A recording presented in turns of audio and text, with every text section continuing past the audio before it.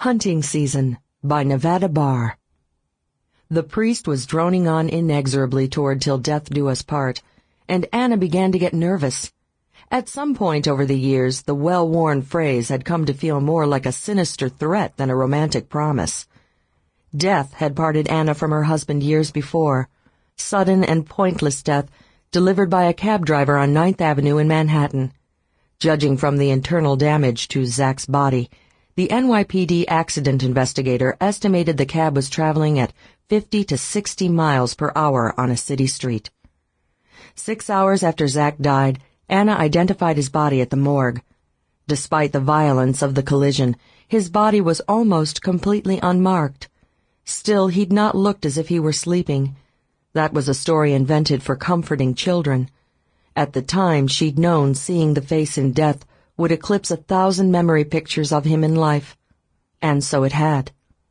Alarmed by the return of morbid vision she'd not suffered, or, as her sister Molly might have said, indulged in for a long while, Anna shook herself, the tremor of an animal ridding its hide of biting flies.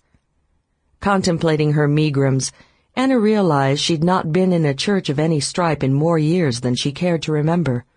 The Reston Wells nuptials were oddly timed, a morning wedding with a brunch following. For the uninitiated, being a holy edifice at 9 a.m. before one was properly fortified with sin and coffee was taxing.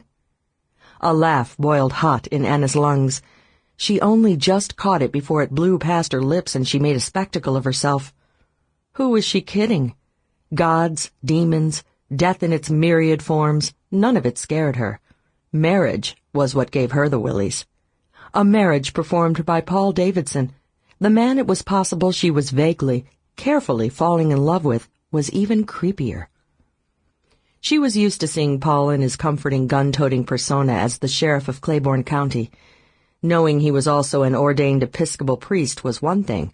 Seeing him in the collar, a Bible in the blunt, capable hands, as sunlight filtered through glassine lambs and shepherds, dyeing his blonde hair 3 shades of Pascal green, gave the whole experience the unsettling feel of a drug-soaked dream. Naming her demons freed Anna of them, and she returned her attention to the ceremony. Lonnie Reston, one of Paul's deputies, was the groom. Anna had worked with him on the Posey murder the previous spring. She'd seen him face the corpse of a child and a crazy lady racist, but she'd never seen him as nervous as he was sliding a band of gold onto the finger of his young bride. As Lonnie murmured, "With this ring," Paul looked up for an instant. His eyes locked with Anna. Sample complete. Ready to continue?